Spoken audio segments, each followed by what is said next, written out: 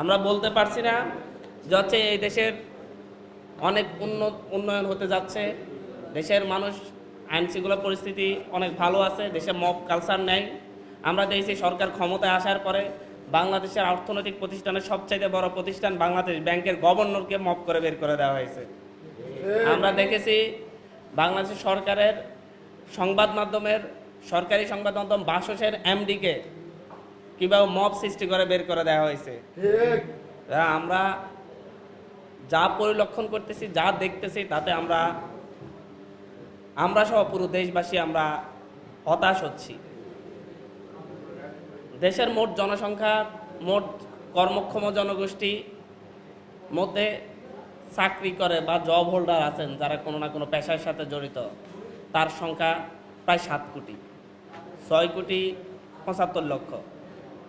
তার মধ্যে বেসরকারি চাকরিজীবী প্রায় 5 কোটি।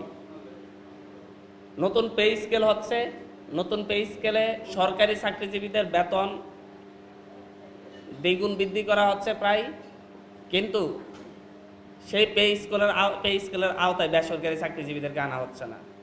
অর্থাৎ আপনি মোট চাকরিজীবী মানুষের 70% মানুষকে বা 80%-এর চাইতে বেশি বলতে গেলে 80% মানুষকে, বেসরকারি চাকরিজীবীদেরকে আপনি আপনার পে স্কেলের আওতার বহির্ভূত রাখতেছেন। বাংলাদেশে মাত্র 15 লক্ষ সরকারি চাকরিজীবী রয়েছে, সরকারিভাবে সরাসরি সরকারি চাকরি যারা করে তারা মাত্র 15 লক্ষ। এর বিপরীতে বাংলাদেশে বেকার এবং সদ্য বেকারের সংখ্যা যদি হিসাব করি আমরা, এই সংখ্যাটা প্রায় 1.25 কোটি। দেশের মোট কর্মক্ষম জনগোষ্ঠীর যদি 1.25 কোটি বেকার থাকে, সরকার যেই সরকারি আসে সেই সরকারি অস্বীকার করে এত বেকার নেই।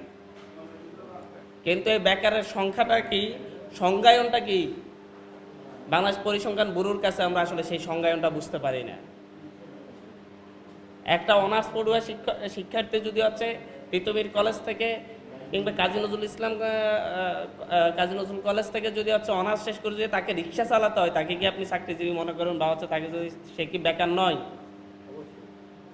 কিন্তু এদেরকে বেকারের সংজ্ঞায় আনা হয় না। শিক্ষিত বেকারের সংখ্যা প্রায় 27 লক্ষ। একের পর এক বিশ্ববিদ্যালয় হচ্ছে। নতুন বাজেটে পরে আমাদের শিক্ষামন্ত্রী বলেছেন প্রত্যেকটা উপজেলায়, প্রত্যেকটা সংসদীয় আসনে একটা করে বিশ্ববিদ্যালয় করবেন।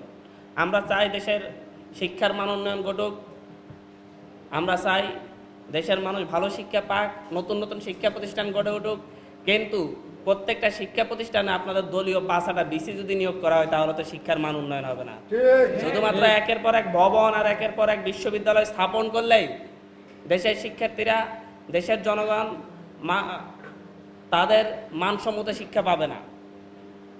প্রধানমন্ত্রী যখন বলেন যে হচ্ছে আমরা বিশ্ববিদ্যালয়গুলোতে দলীয় প্রভাবমুক্ত বিশ্ববিদ্যালয়, এগুলোতে দলীয় প্রভাব রাখবো না, আমরা বিশ্ববিদ্যালয়তে দলীয় প্রভাবমুক্ত বিসি নিয়োগ দিব, তখন আমাদের কাছে হাসি পায় যখন দেখি যে হচ্ছে প্রধানমন্ত্রী মুখে যখন এই কথা বলেন, তখন দেখি যতগুলা বিসি নিয়োগ দেওয়া হয়েছে প্রত্যেকটা ভিসিই আগের ভিসির চাইতে কম যোগ্যতা সম্পন্ন এবং বেশি তার দলীয় এবং বিএনপি দলীয়।